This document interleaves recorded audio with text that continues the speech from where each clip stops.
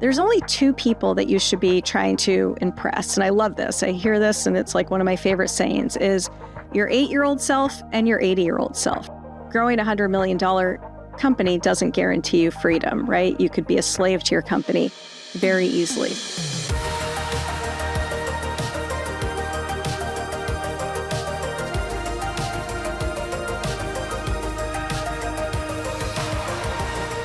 Okay, welcome back. We are today talking about how to figure out who the heck we are and what the heck we want. And I think I'll explain where this episode's coming from, but it really does relate to the startup phase of starting a company, because I think so often we start a business and start a company purely focused on the business goal, not incorporating what our personal and lifestyle goals are. And sometimes it's just hard to even define what those are. So what we're going to talk about today, I'm just going to share the steps I took to figure out like what I really want my business and lifestyle goals to look like and how those are going to intersect and how I figured that out. And it took me a while and it was a zigzag process to get here. But this sparked from talking to 3 friends. It's early in the year. They were all kind of expressing that they weren't happy with what they were doing. And I just threw out the question. I said, well, if you could do anything, what would you do? And none of them could answer the question. It was just like, no idea. And I totally get that. I think, again, we all get really busy. Sometimes careers just take a life of, their own. And then you add kids into the mix or other priorities. And it can be really hard to just get that clarity as you get older on what you want your life to look like. And in that startup phase, especially if you're thinking about raising money, it's really important to define that early on so you can ensure that your goal and your vision incorporates your lifestyle goals. Because once you get down the path of, raising money, it can be really tough to switch gears and all of a sudden change, the vision for your company to really align with your personal lifestyle. A lot of times your goals will take on the goals that your investors have, right? Or they end up being influenced by that, I should say. So anyway, here's the things that I did to figure this out. There's a few different things. And it took a while. It took a lot of, stepping back and reflecting and making some effort. I don't think this is something, everyone says like, do a vision board in January. And it's like, that doesn't cut it. There's much deeper layers that you have to get into to be able to answer this question. So here's what I did. I think the first thing is having that intention, right? At least even just acknowledging I am going to figure out what I want my life to look like, what I want my company to look like, and how those two are going to align with each other. And I'm going to figure that out. So just setting that intention instead of just going, I have a goal here, I have a goal here, and assuming they're going to align, or just not taking the time or not really thinking about it and just kind of pushing, going through the motions. So setting the intention. And again, I don't think it's something that you figure out in an afternoon, in a 2-day, workshop. This is something that can take a little bit of time, especially if you're doing it with a busy schedule. So setting the intention, maybe that is this year, I'm going to figure out how to answer that question. If I could do anything in the world, what would it be? And so real quick, to kind of back up what my vision is, and that I finally am pretty darn close, inching there. I don't think it's ever perfection, but I'm a hell of a lot closer than I was 5 years ago. And so I love to work, but I want to work when I want to work. So I want my work to fit around my lifestyle. I want to be able to change a meeting. I want to be able to change anything I want to change to accommodate my personal schedule. So if I've got, an event for my son's school or something like that, or a vacation that I want to do, I want to be able to rearrange my work schedule to fit my personal schedule, not the other way around. So I think that's a really important distinction. And that's when I had to acknowledge that that is what I want. I love working. Sometimes I like to wake up at 5 a.m. and hop on my computer and start working, but that's my decision, right? Because I'm a morning person. It's quiet. I like to work then. But I don't want to have to work when I don't want to. So that was a really important distinction for me. I want to have time to travel. I want to have time to exercise. I want to be able to prioritize my family. I like to make money. That's definitely a priority. And I also, I want to help people. So that was like the big difference for me in kind of this process. I learned about myself that I want to help people, and I love the process of creation. So I love creating things. That makes me feel alive. It like sparks, life into the day-to-day for me. I love creating, and I really want to spend the rest of my life helping people. So that's where I arrived at. If I could do anything, here's what I would do. I would work, but my work would revolve around my lifestyle. I would have plenty of time to exercise, prioritize my family, the ability to make more and more money, because money does allow you to do a lot of fun things. And it does buy me time to be able to spend more time with my family and exercising and doing that kind of stuff. And then I really want to be able to help people and travel and do fun stuff like that. So that's where I arrived at. And here's how I figured that out. So again, I set the intention that this is a priority. I'm going to figure out what it is and how I want to answer that question. The second thing I did was I hired a coach. I hired a guy, Dan Negroni. He was actually the first guest on the podcast. He's amazing. He's awesome. And the pivotal thing that he did that you don't even need to hire a coach for is he had me take this Strengths Finder test. But if you are interested, he is an amazing coach. I would highly recommend Dan Negroni. Reach out to him. Awesome guy. But he had me take this test called Strengths Finder, and I'll put a link to it in the show notes. And it kind of blew my mind, because I feel like my whole life I've been told, what are your weaknesses? What are your weaknesses? How do you improve your weaknesses, right? And this is the opposite of that. And even, it's crazy, I even see it with my son in school right now, where, they're saying, oh, he needs to improve in this, he needs to improve in this, he needs to improve in this. But then he's got these other like random things that he does so well at. And I sit there and I'm like, imagine if he leaned into his strengths. And of course, everybody has to learn some basics, reading, math, all that stuff, right?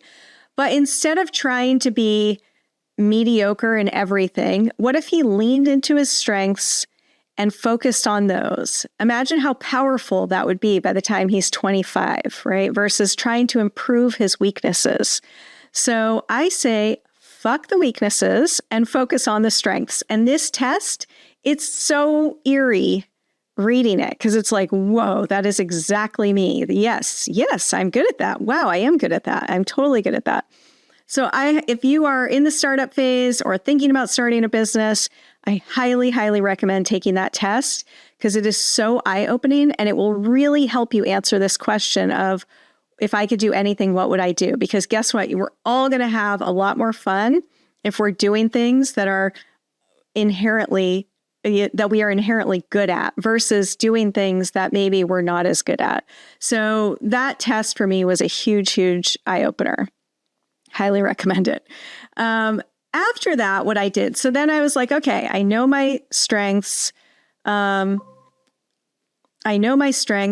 helped me peel back layers of kind of, what I had done, things that I just needed to like process and whatever, be fine with, right? And focus going forward.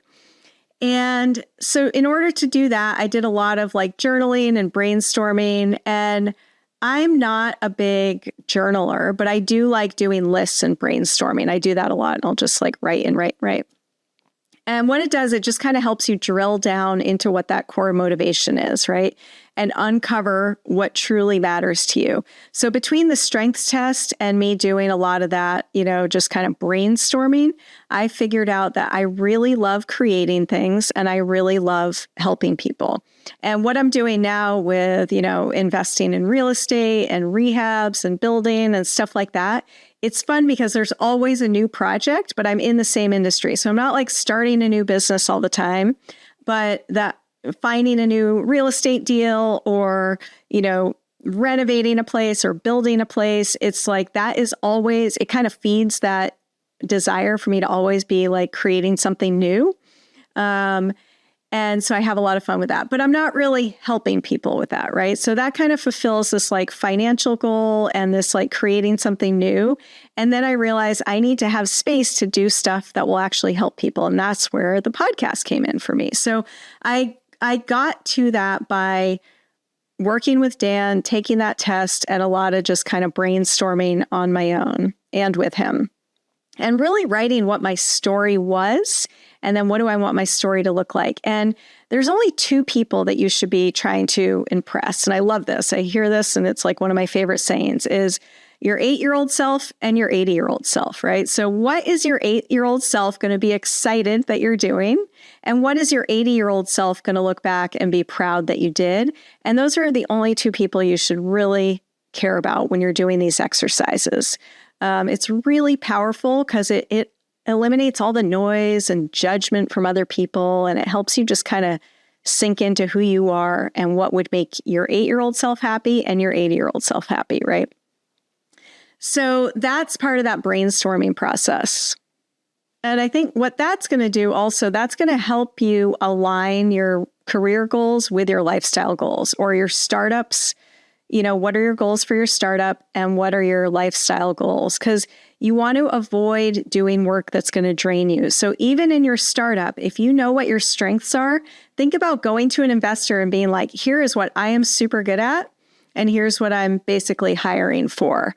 But these are my superpowers. This is what I'm super good at, and this is how I leverage that in my company and blah, blah, blah, blah, blah. So if you have that confidence and that understanding of who you are and what you're good at, it's only going to help you in your pitching to investors as well. So I think it's really important from a getting funding standpoint to have that deeper understanding. And it's going to make sure that you're aligning your startup's goals with your lifestyle goals. Okay, so the next exercise that I recommend in that brainstorming process is this why exercise. And it is so powerful because it forces you to actually think through a lot of these surface level reasons that we have. So basically what you do is you just keep asking yourself, why? So, okay, I want to have flexibility. Why? Because I want to spend time with my family. Why? Because I want to leave a positive impact on them. Why? Because I feel like that will help me feel fulfilled and my life was meaningful, that kind of thing. And a lot of times you end up going in circles and it's kind of fascinating, but if you do that exercise, that's going to help you drill down, especially with your startup too. Okay, why do I want to grow this company? Why do I want to get outside funding? And it's going to force you, why do I want to get outside funding? Because I want to grow it to be, $100 million. Why do you want to grow it to be $100 million? Because then, my parents will be proud of me. Why do you want your parents to be proud of you?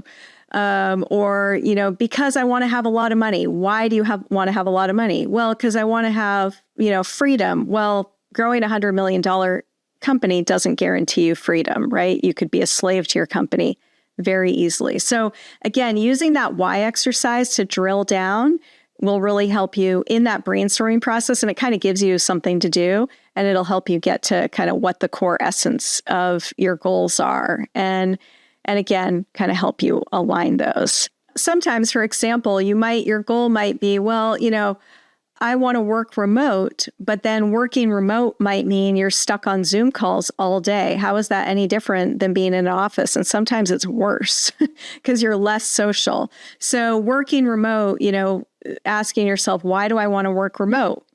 Well, why do I want to, blah, blah, blah. So again, it can help avoid some of those pitfalls of these like surface level reasons that we think we have for, some of our goals. So, okay, just to recap that, basically how to kind of discover what your ideal path is, give yourself space to explore and acknowledge and find the clarity that you need. Give yourself time to do that. If you have no idea, if you've started this company and you're just like, wow, I don't feel like I'm going down the right path, like just give yourself, I'm going to take the next couple months to figure this out. If you are thinking about starting a company, why do you want to start a company, right? Why do you want to start your own business? Why do you want to work for yourself? And give yourself time. You might say, I'm going to take this whole year to like do this full self-discovery and set my life path off on a new course at the end of this year. For the next 10 years, it will make such a difference, such a crazy difference if you do that. And so the ways I did that, again, just to recap, are, acknowledging I wanted to do that, working with a coach and doing that Strength Finders test to figure out what my strengths were, identifying like what types of things I could do with those strengths, and then really drilling down into why I wanted certain things that I thought I wanted. And with that, just kind of coming up with my plan of what I want to do with my life. I want to, my work to revolve around my lifestyle. I want to help people. I want to be able to create things. I want to make money. And once you kind of come up with that game plan, it really, really helps you to get there. If you don't do that deep digging, you can just, anyway, I did it. I killed myself for 10 years and I ended up in a place that I didn't want to be because I didn't do that in the beginning. So it's so much work to build a company. It's so much effort, and it will pay off if you can kind of drill down into the why and into the reasoning and answer that question. If you could do anything, if you could build any kind of company, what would it be? And it doesn't mean it's going to happen overnight. Obviously, it doesn't mean it's ever going to be perfect, but you're sure as hell going to get a lot closer if you have that defined than if you don't. So hopefully that helps. It's a crazy fun process. I will put all those links in the show notes. Highly recommend, again, that Strengths Finder test. It's so good. So good. Okay, that's all for today. We'll see you guys next time.